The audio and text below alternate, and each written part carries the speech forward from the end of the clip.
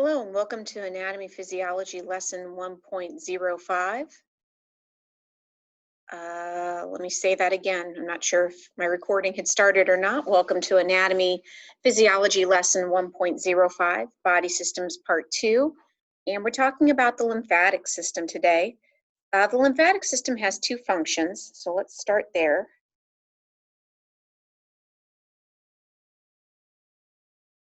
Most of us understand that our lymphatic system is part of the immune system and it provides an immune response.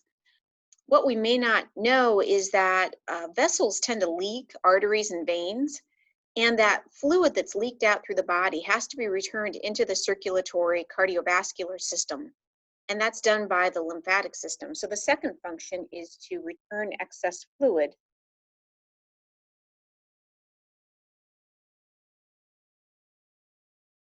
into the bloodstream. Oh, better.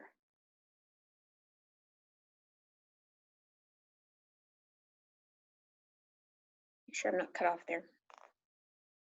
So we're going to talk about the different portions of the lymphatic system, and I'm going to color code these. So let's start off. I'm going to make these guys blue, and here. We're not going to color these. These are something a little bit different. Down here, these are all the same thing. You actually have a lot more of these structures. These are lymph nodes. You have them all the way through your body. So if you look at an actual diagram, you would see that you've got lymph nodes that run all the way along the top portion of the torso, down through the center line, in through the inguinal, into the inner thighs. So this is just a tiny fraction of the total number of lymph nodes, and that's what we've colored now. And I left these uncolored because these are special lymph nodes. We're going to talk about those separately.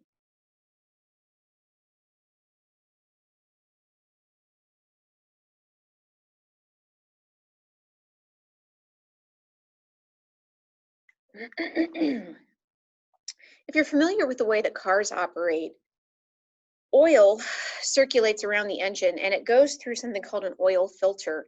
And the purpose of that is to pull out any residue or contaminants that get into the oil to keep the oil clean. So your lymph nodes function much the same way. They filter lymph fluid.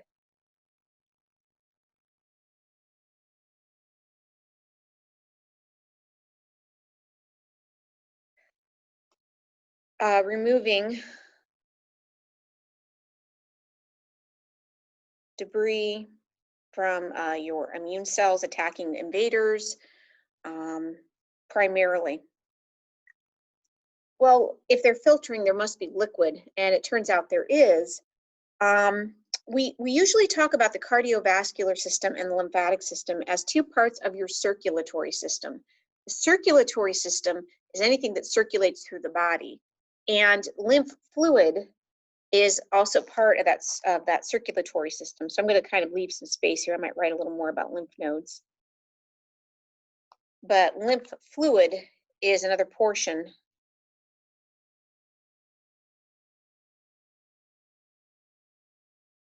And we don't really have a visual for that here. I want to write one more thing about lymph nodes. So I'm going to put a letter B there. Well, if we have fluid and we have circulation, that must mean we have vessels.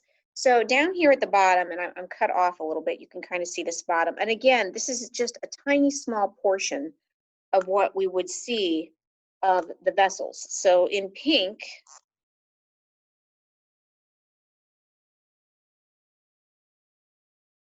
these are just a few of the many, many, many hundreds of lymph vessels.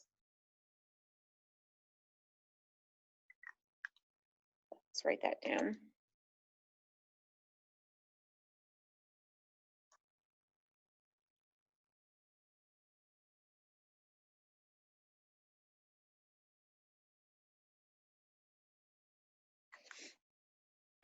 Now, you guys might think of, when we talk about immune cells, antibodies. Antibodies are just one of a whole spectrum of cells that inhabit your lymphatic system that help protect you from disease. Um, a lot of them are found in the lymph nodes. So the second job of the lymph nodes, in addition to filtering the lymph fluid, is to house what are called lymphocytes. And again, there are about a dozen, so I'm going to put in parentheses around a dozen of your immune cells.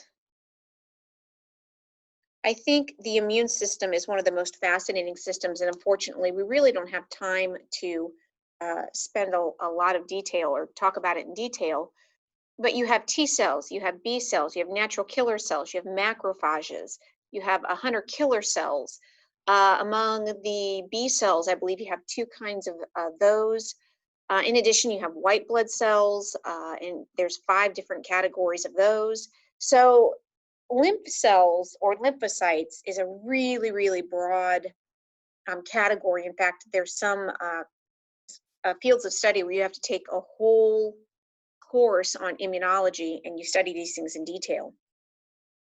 But if we had a full diagram, we would see that, I'm going to do this in pencil so it's nice and light, and this is certainly not to anatomic correction, but you would see that there's vessels that go all the way through the body, come all the way down the center, flow here, and along these vessel routes, we find these nodes, and we'd have nodes all the way in here, all the way up here. So again, just a small portion of the overall nodes that we have. Something we want to say about the vessels too. In your cardiovascular system, your arteries have muscles in the artery walls that pump the blood, and that pressure keeps the blood flowing. Lymph vessels don't have that. So they rely on gravity, and they rely on kind of leftover pressure from the veins in the arteries. But lymph vessels have, so if this is the sides of the vessels, this is a side, and this is a side.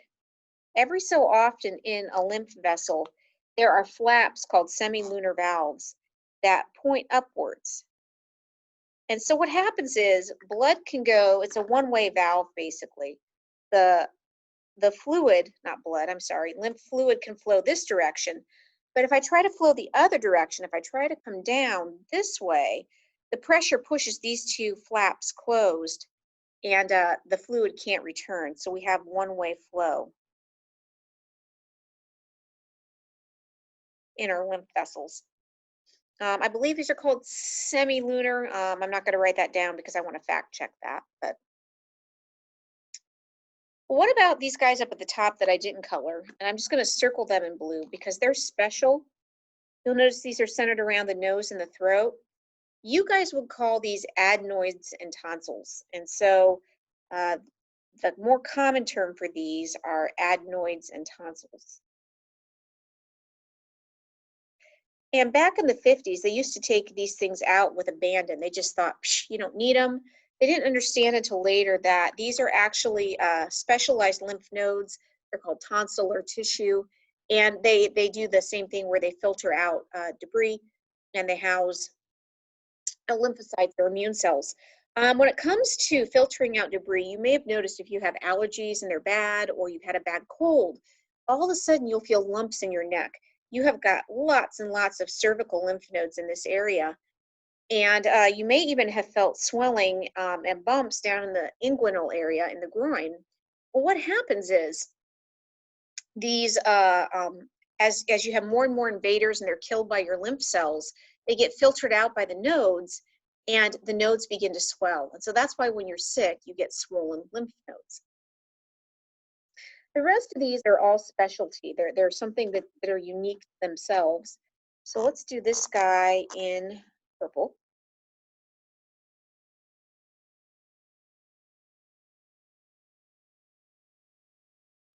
And again, I'm going to take my pencil because I'm going to roughly sketch in the heart. So the heart is about right here.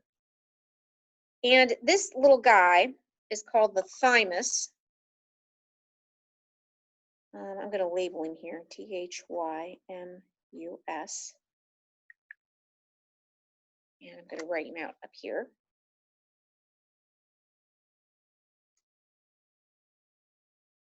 So the first thing we're going to say is it sits above the heart.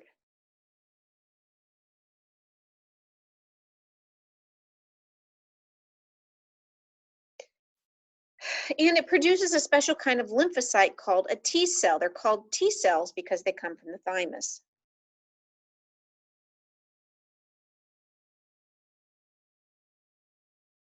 T cells are a kind of lymphocyte.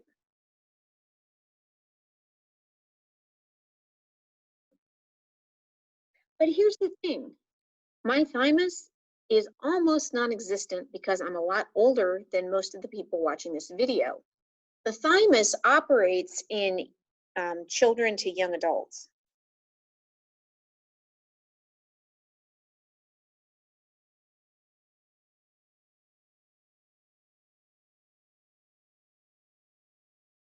So when children, the thymus is really active. And as we get older, as we age, this shrinks and it becomes less and less significant. The next structure we have, it looks a little bit like a bean. It's not the best drawing. This is a very, very crude drawing, I have to say, but it kind of gives you a rough idea of where things are. Is the spleen.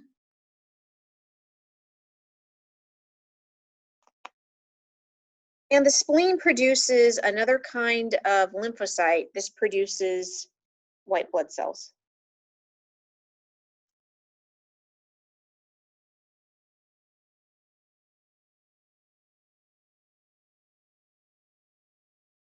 Also realized I lost some of my writing over there to the side, so I will move this. Apologies on that. Now the question is, can you have your spleen removed? Can you live without your spleen? And the answer is you can, but you have to be really careful, and you may tend to be a bit sickly. I knew a fella, he went over the handlebars of his bike and he ruptured his spleen. And there's a lot of, any organ has a lot of blood supply. And so he ruptured a vessel, and you have to be careful because you can bleed to death if you rupture your spleen. He had to have it removed.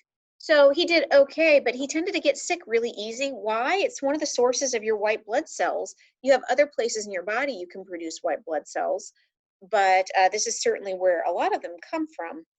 And you have to kind of be a little more careful if you don't have a spleen. The next group that we're looking at, and you'll notice it's in these kind of, it looks like it's in these weird parentheses, that represents the small intestine. So this means that we're looking at something that's in the small intestine. And the dots should look familiar because they're basically just modified lymph nodes. They're called tonsillar tissue, which you don't need to know that. But these are called Peyer's patches.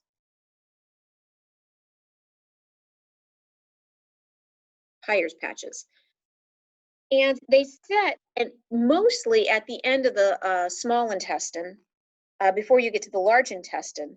So this is tonsil tissue.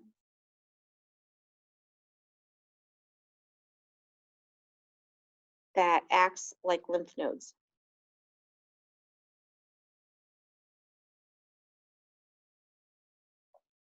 And you might be thinking, well, why would I need lymph nodes or protection in my intestines? Remember, our intestines, our guts are full of all kinds of bacteria. Sometimes we get some bacteria in there that aren't conducive to our good health, that can get things like food poisoning. Also, we're getting very close to the end, so the small intestine is going to come down here and it's going to hook into the large intestine. So this is the large intestine. And this is full of even more bacteria. As it moves on, it becomes fecal matter. So it's good to have some kind of immune protection in your small intestine, and heavily at the end of it. And again, those are called Peyer's patches. There's probably an apostrophe there, named after the guy that found them. All right, well, the one guy we've got left here, let's see if I have a color I haven't used. Green, red, blue. Full. I'll just, I guess I'll do orange again. And maybe you recognize this. This is your appendix. It's a small pouch that hangs off the end of the large intestine. So what I have here is the large intestine. And they used to think, just like tonsils, this had no function. But what they found out is this has more tonsil tissue and it has more immune um, uh, function. So it also helps to remove, it holds lymphocytes that help attack invading bacteria or bacteria that aren't good for you. So this has tonsil tissue in it. The reason, this is your femur, and the reason there's an arrow here to the femur is that some of the uh, lymphocytes are produced in marrow that's found in the femur. We're going to skip that. We're not going to do much with it. So the ones that we left unlabeled up here in pink, those are more vessels. These are specialized vessels you might want to learn the name from or learn the name of in another class, but we're not going to mess with that here. And I think we got everything else. So the main parts of the lymphatic system, the nodes, the fluid, the vessels, those make up the circulatory part. You have the thymus on top of the heart, active in children, the spleen, Peyer's patches, and the appendix. Something else to say too, because this is a circulatory system and fluid moves around it, you'll often hear people talking about cancer and they'll say, oh, it's in the lymph nodes. Why is that a big deal? If you have let's see, if you have colon cancer or you have cancer in the large intestine and it gets to one of your lymph nodes, now those cancer cells can ride that lymphatic system and they can migrate to different parts of the body. It's called metastasis. And when cancer metastasizes, now we have to fight it in more than one place. It's a little bit like fighting a fire. When it spreads, it's much more difficult to treat. So I have a friend who he's actually only 42. He had colon cancer. So not only did they take out, it was back, it wasn't this part of the large intestine, it was back towards the rectum. They took out a really big portion of the large intestine. They also took out all the lymph nodes in that area because they don't want any cancer cells getting caught up in those lymph nodes and getting spread through the body. So that's something you may have heard of before, and that's the reason why. Well, that's all we're going to do with the lymphatic system, and we'll stop there. So thanks for watching and have a good day.